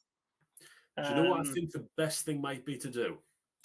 I think the best thing might be to do is to type some of these into a random generator, and then click select and see which one gets picked. Or we can leave it to people in the comments. That too. That invest the time and watch the video, and what would they like to see us chat shit about for 2 hours? Or if they want to suggest their own topics, that too. Yeah. Well, we'll leave it open for now, so we'll see what people's thoughts are. Let us know in the comments if there's a particular topic you'd like to see me and James dedicate an episode to.